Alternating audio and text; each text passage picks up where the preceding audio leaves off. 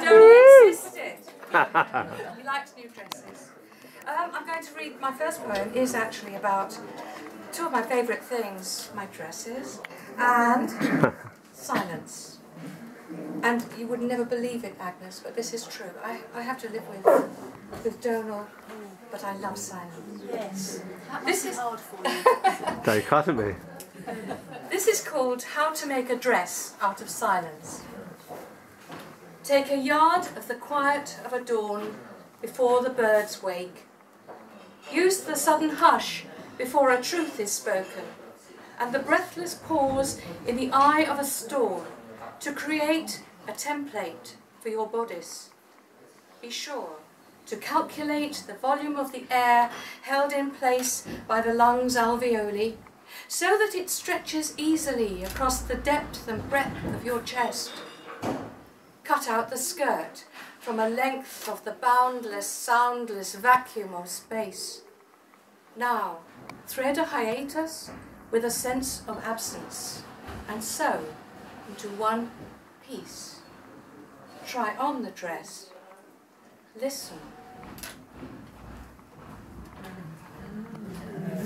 The next poem is a personal poem.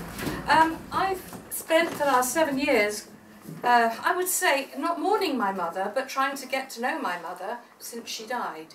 We didn't get on very well most of the time when she was alive.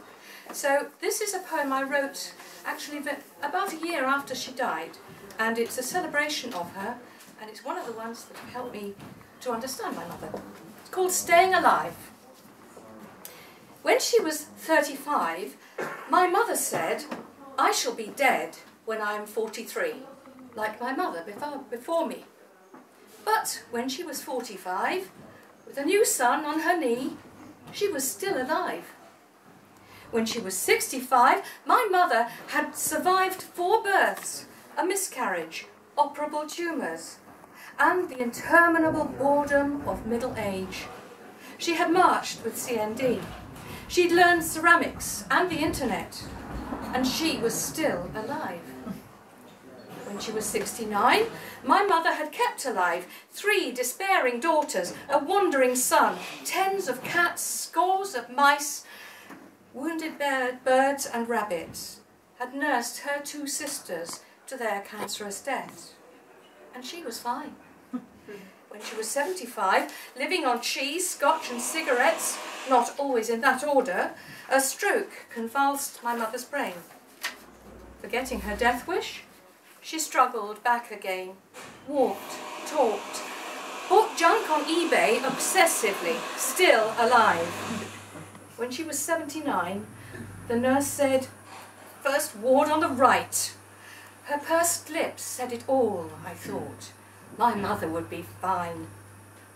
There are so many poor old women in here. The nurses patronise us. They call us dear. Last night, I had to help that lady over there. I rang and rang, but no one came. But I am in such pain, such pain. No, I was wrong. She wasn't fine. When she was 80 and a day, I saw my mother's body laid in a dim chapel. Her face was not peaceful, as they say, but empty, defeated, unrecognisable. "She is so beautiful," my father sobbed and howled like a stricken wolf every morning for a year, because he was still alive.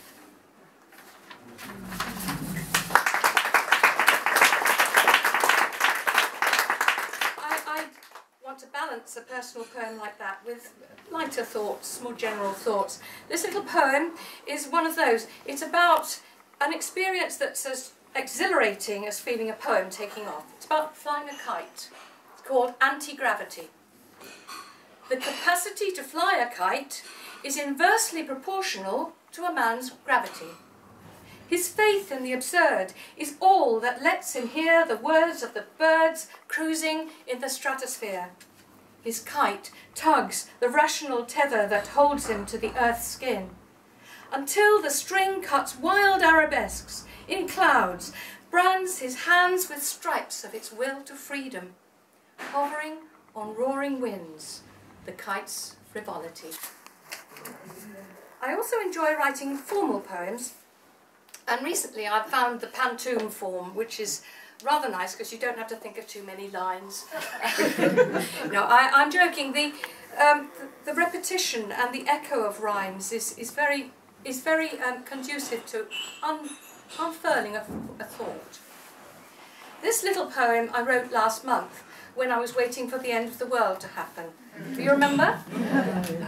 So this is called The End, and I have to fess up that T.S. Eliot's last line of The Wasteland did affect me.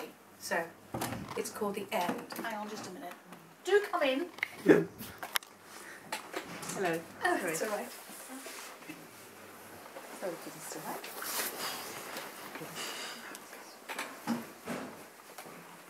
Right, The End. It'll end with a sob, with a rattle, with a crack, with a whisper, with a rustle, with a never looking back. With a rattle, with a crack, as the last back breaks, and with a never looking back, with a heart that cannot ache. As the last back breaks, as the last creature chokes, with a heart that cannot ache, in the sulphur and the smoke, as the last creature chokes, with a whisper, with a rustle, in the sulphur and the smoke, it'll end with a sob.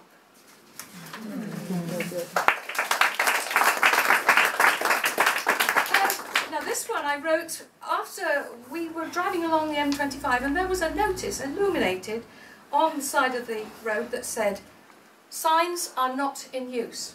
This was a sign. So I immediately thought, "And ceci n'est pas une pipe." So this I wrote, and this is an imaginary journey. There is a little boy or girl in the back. When is a sign not a sign? We had fallen out. All the signs were there. The white-knuckle tension, the restricted eye contact, the silence humming below the car's engine. You said, "You're speeding." I was not, so I didn't answer. You said, "Keep to the left." I was, so I didn't answer. Then the sign by the motorway said, "Signs are not in use." And when I said, "And ceci n'est pas une pipe," you gave no sign of hearing me. Signs were not in use. Boring. Are we there yet? Road signs, bits of blue, white lambs, dragons in the sky. There's a horse. How many red cars? An ambulance. Nino, Nino. They're cross again. He's not looking at her. Must be my fault. I shouldn't ask if we're there. The baby's asleep. What am I supposed to do in the back here with no one talking to me? Now they're not saying anything to each other. I'm thirsty. Can't we stop? There's a little chef sign. No, we've gone past it. Are we there yet? Mum suddenly says something like, "N'est pas un pipe?" It sounds like that. And Dad says, "Nothing," but I can see he heard. I ask Mum what she means, and she says, "It means she doesn't want to hear another peep out of me, so I know she's cross with me, as well as with Dad. So I keep quiet until I see the sign that says "To the beach." And the thin, dark line that looked like a cloud becomes the sea. And the sun comes out between the dragons and the lambs. And the signs are that the day will get better after all.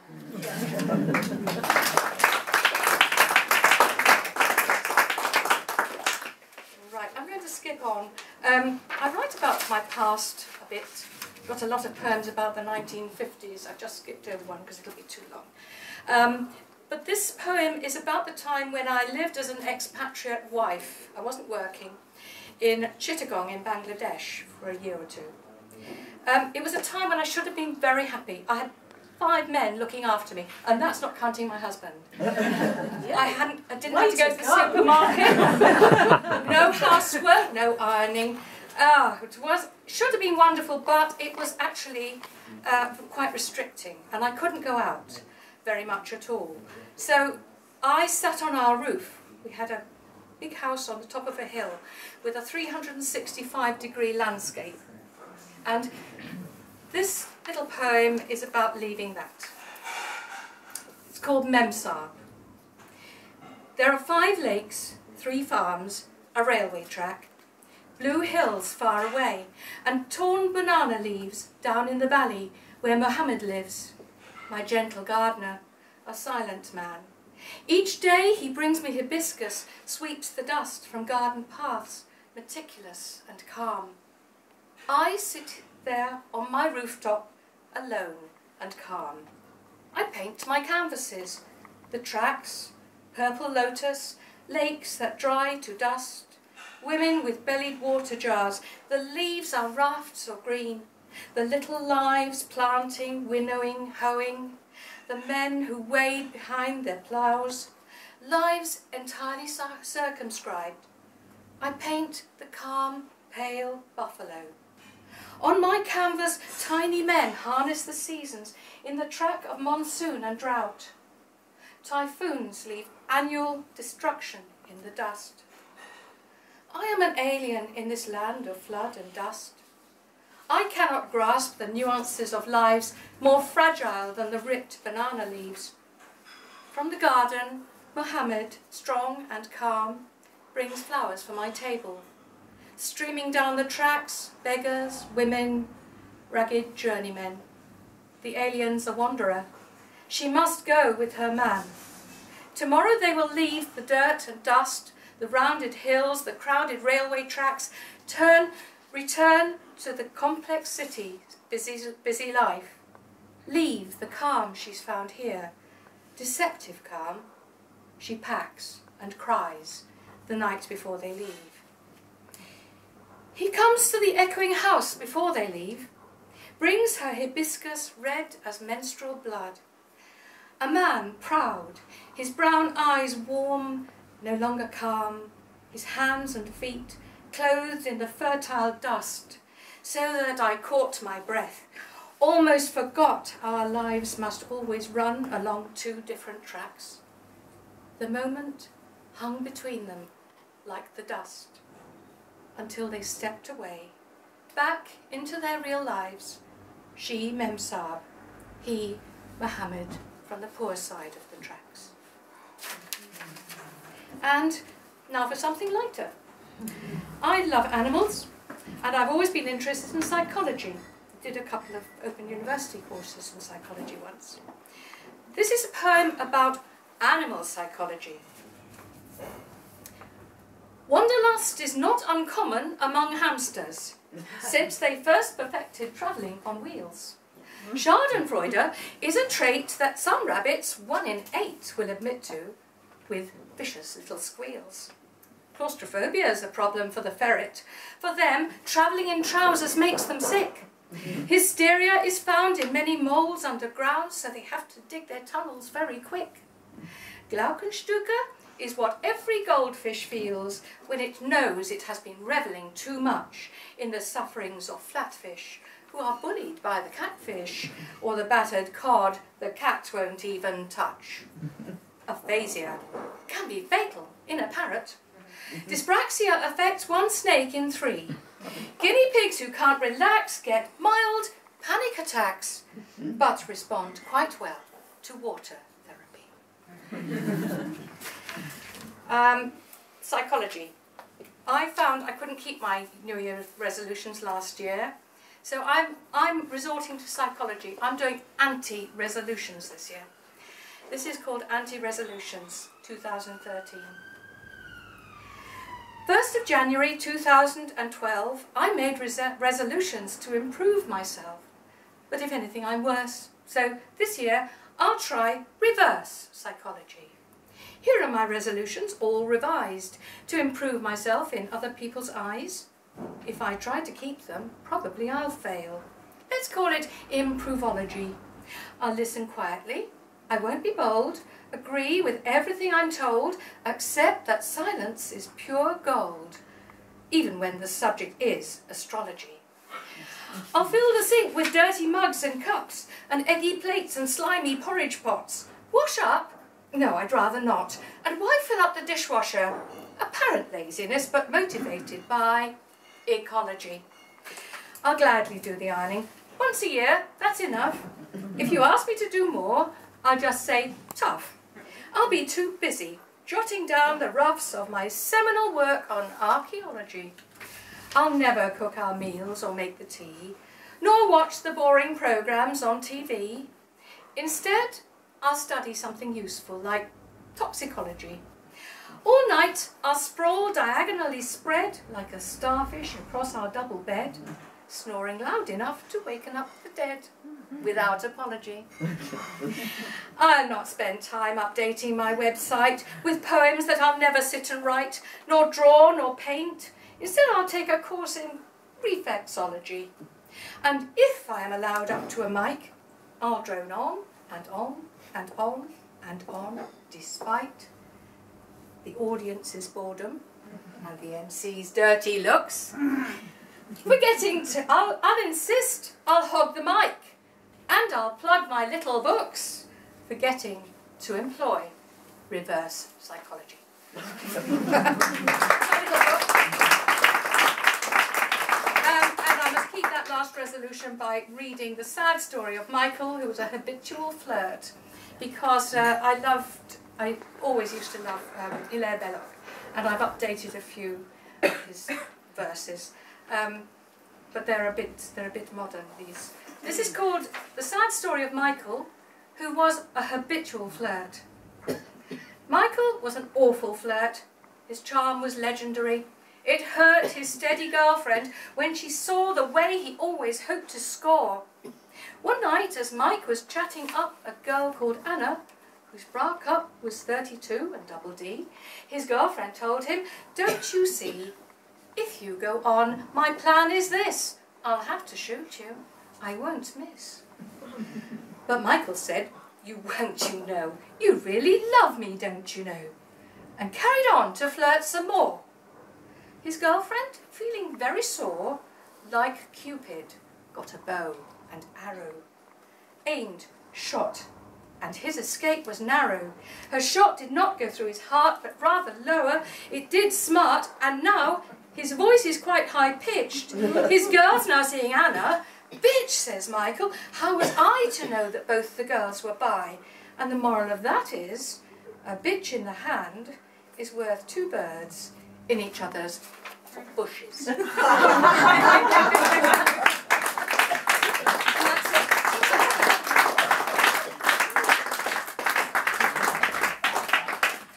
Sorry, Agnes. That's as bad as the quilt poem, isn't it? Oh, that is. I can tell Donald's influence. Yes, he said, "You've got to do Michael." Okay, thank you so much for that. It's a pleasure letting the whole spectrum there. Yes, I've tried to give you a snippet of all the sorts of things that I like writing. Time to perfection as well. Good. Yep. And we've got a few minutes now for some questions. If anybody wants to ask Janice any questions, now is the time. Oh, go on, you know you want to. Yes. Have you written any more about it? Yes, I've got a couple of poems in here actually. I've got two more poems about. Hello, Camilla. I've got two more poems about the quite boring time we had actually. We used to play Scrabble every night, and I've actually written a Scrabble poem. This sequence is called Darker Games, and all the words, I've worked it out on a Scrabble board, so it works. And it works in turn as well. So yes, so all the words, Oh my lord. and it's like a conversation, and it actually touches on some of the problems that my husband and I were experiencing. Certain disagreements about whether we should have a family or not, actually. So there was that, and then there's one about, there's two called Scrabble Tankers.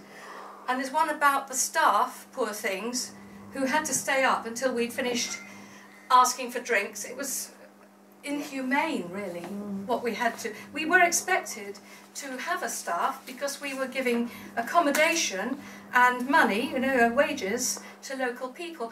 And that was the reason why there were only two of us, but there were 5 staff.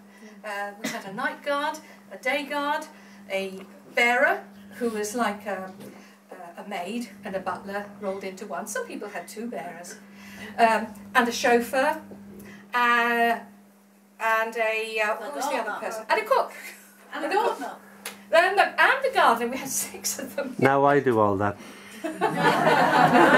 Actually, no, it was fine because the gardener used to double as the day guard. Okay. The night guard was an old man who slept on outside our door with a gun across his knee, all ready for anybody to come up and take it and break into the house with it. I never saw him awake. You sure he wasn't dead? I sometimes used to wonder. So this was in the 1980s. It was quite a strange time, but I'm sure it's still the same because when rich people have to give jobs, and they also got accommodation. And the stupid thing was, we were in Chittagong for 8 months and in Dhaka for another 8 months. When we moved to Dhaka, it was an even bigger house, and we had 7 bathrooms. And our poor little cook and bearer had to share one pathetic little sort of shower room, and. We said, you can use one of these bathrooms. Oh no, this would not be right. And they themselves didn't see that as the right way to behave. They wanted things to be done properly. And we would have lost face as well. If anybody had known that we were letting our staff use the facilities that were provided for us, it would have done our street cred no good at all. So, no, I didn't enjoy living abroad under those circumstances very much at all. What did you get started to write? What did I first write? Yeah, of course I fell in love. But the first poems I wrote were not about the people I fell in love with. The first poem I wrote, since I was at school, and by this time I was just about 60, I think, was about a tower, one of those towers that is built on a little peninsula on the South Italy coast. There are lots of them. They're medieval, most of them. Some of them are newer. And this tower houses, still there, it's near Positano, and it houses a wonderful sculptor called Paolo Sandulli, who I got to know. He was not... I didn't have any relationship with him. I simply loved his sculpture, bought something of his, and I loved the ambience in which he was working. So I wrote quite a corny poem about this lovely little tower rising up out of the sea. And that was the first poem that I wrote, actually, since I was about 18. And from a psychological perspective, what would you say about this?